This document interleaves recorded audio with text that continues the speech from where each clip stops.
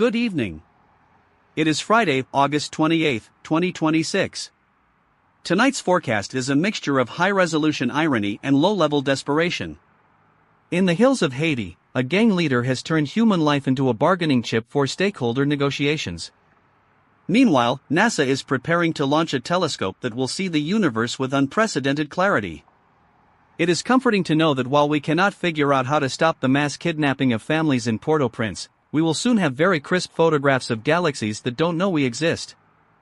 YouTube has finally solved the problem of human attention by allowing you to buy a blender without ever leaving your favorite video about societal collapse. The integration was seamless. 1. The integration was not seamless. 1. We are reporting live from the intersection of progress and the abyss. 1. Welcome to the broadcast. 1. It's going to be a long night.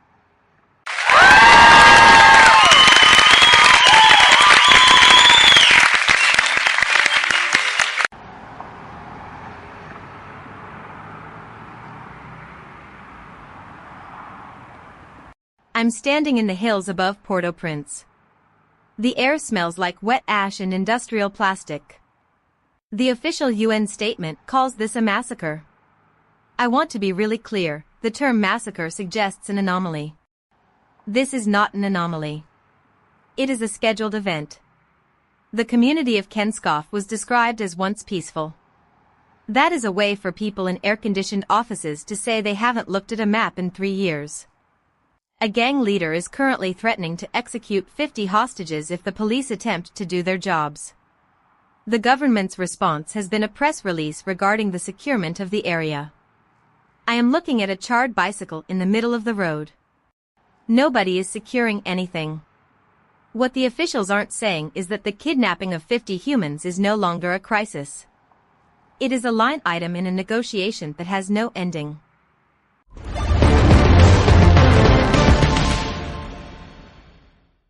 Victoria, I appreciate the imagery, but let's look at the actual incentives here. You have a territorial monopoly being challenged by state actors who haven't paid their own electricity bills in months. The gang leader isn't a monster, he's a chief operating officer with a hostage-based retention strategy. It's a classic Series B pivot. You take the hills because the valley is saturated. You use hostages as leverage because your burn rate of ammunition is too high. It tracks perfectly. The UN calls it a massacre, but in market terms, it's just a hostile takeover of a non-performing asset. Victoria finds this cold. I find it predictable. When the state fails to provide a service, like, say, safety, the private sector steps in with a more aggressive model. It's just that in this case, the private sector wears balaclavas and carries AK-47s. Yeah, that's the reality of the hills tonight.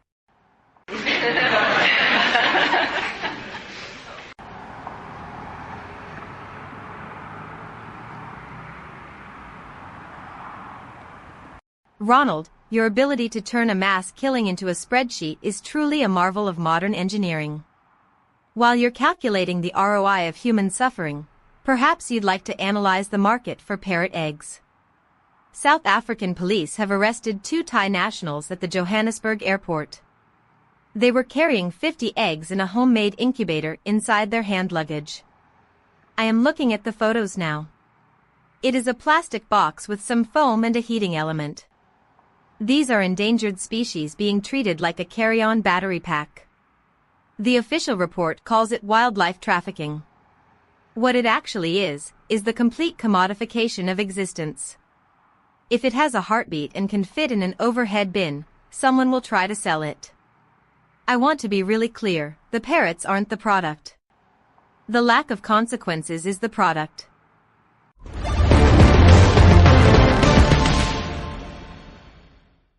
YouTube has announced that creators can now tag Amazon products directly in their videos to earn commissions. This is being hailed as a seamless integration of content and commerce. The gap between being entertained and being sold a toaster has finally reached zero. We have achieved the singularity of the shopping cart. Imagine the possibilities. You are watching a documentary about the melting permafrost. a little tag pops up for a high-end portable air conditioner. You are watching a report on the massacre in Haiti that Victoria just described. Perhaps you'd like to buy the specific brand of tactical boots the gunmen are wearing? The commission is the only thing that remains real. The press release says this will empower creators. It will actually transform the human experience into a perpetual infomercial where the skip ad button is eventually replaced by a buy now button that you cannot ignore.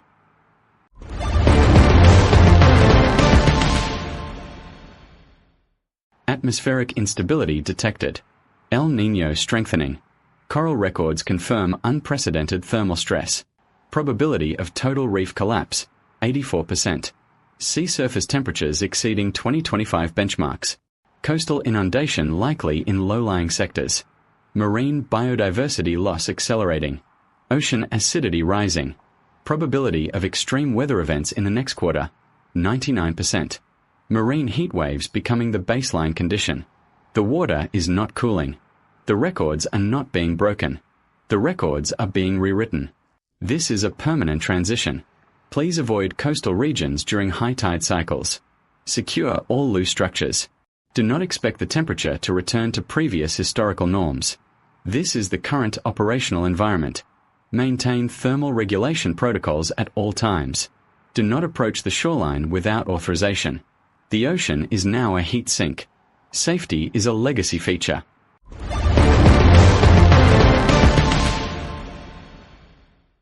The Bureau of Alcohol, Tobacco, Firearms and Explosives has notified Congress of a major incident involving its cybersecurity. A ransomware gang claims to have breached the agency's systems. The agency was protective. The agency was not protective. This is the latest in a series of federal failures that we are being asked to view as statistical anomalies. The irony of a group tasked with tracking illegal weapons losing control of its own digital arsenal is, apparently, lost on the spokespeople. They used the word recovery 3 times in the first paragraph. Recovery implies that you had something, lost it, and are now getting it back. But in the world of data, once it is gone, it is everywhere. The incentives for the hackers are clear. The incentives for the ATF to admit the full scale of the disaster are non-existent. We are left with a major incident and a minor explanation.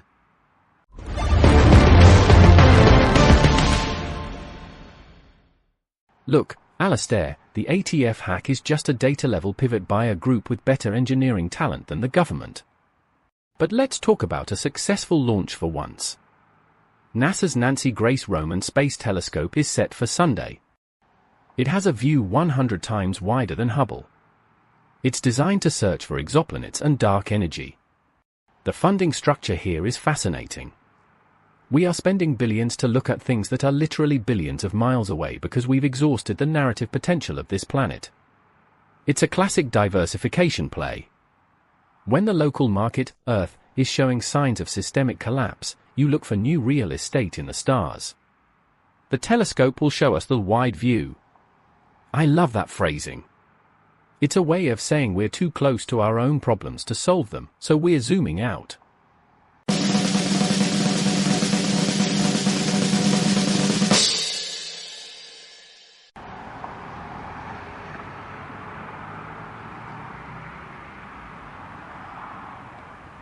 I'm standing outside a police station in a city that was supposed to be protected by Alan Greer. He was a serial rapist. He was also a police officer who passed every vetting process the system could devise. I want to be really clear, the system did not fail because it was broken. The system worked exactly as it was intended to.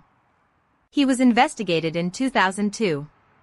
He was cautioned in 2005 for making inappropriate calls to women. The warnings were recorded. The warnings were filed. The warnings were ignored. Ronald, you'll probably tell me the incentive structure for the department was to avoid a recruitment shortfall. But what people aren't saying is that the vetting process is just a ritual of unaccountability. It's a box you tick so that when the catastrophe happens, you can say you followed the protocol. The protocol is the armor. The victim is the cost.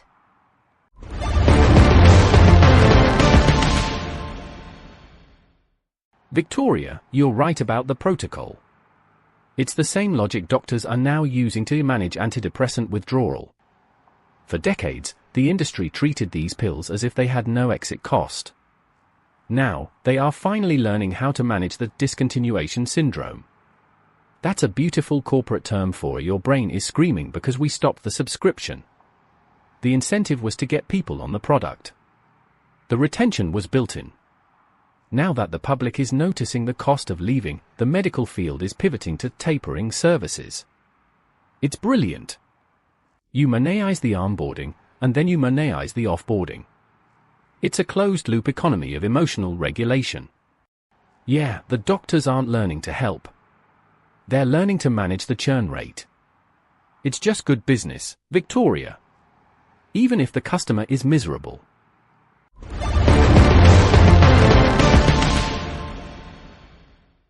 If you are feeling the weight of the world, perhaps you need a Belgian cargo motorcycle. A startup named Eni has launched the Love One. It has 120 liters of cargo space. The press release suggests you can use it to carry bags, work equipment, or even pets. It is a modular solution for a world that no longer fits in a backpack. The design is sleek. The design is not sleek. It looks like a filing cabinet that decided to join a biker gang. But the intention is clear. We are being sold the idea that mobility is the same thing as freedom. If you can just carry enough of your life with you, you can outrun the collapse. It's a lovely thought. Buy the bike. Pack the parrot eggs.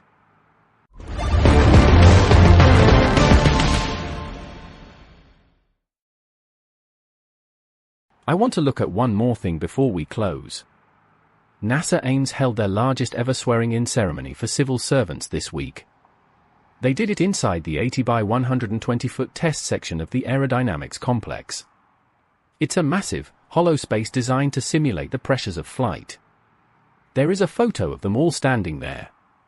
Tiny figures in a giant machine. They are swearing an oath to a system that is currently being hacked by teenagers and outpaced by gang leaders in Haiti. The irony is that the test section is designed to measure how things break under pressure. They were standing inside the very instrument of their own potential failure. The incentives for public service are at an all-time low, yet here they are, promising to maintain the infrastructure. Yeah, it's a noble effort. I genuinely hope the aerodynamics of the state hold up. I am thinking about the Congaree River. It flows through the forested floodplains of South Carolina, creating oxbow lakes as it shifts across the silt. It is a system working exactly as designed. It does not ask for permission to flood. It does not issue a press release. Tonight, there is a man named Thomas who lives near the edge of that park. He is 72. He spent 40 years working for the State Department of Transportation. He knows how to build roads that stay dry. But the river has moved 5 feet closer to his porch this year. He has a box of old photographs in his hallway, ready to be moved if the water rises another inch. His name does not appear in the climate reports or the NASA briefings we discussed tonight. He is the cost of a system that forgot how to accommodate the Earth. He is simply waiting for the water.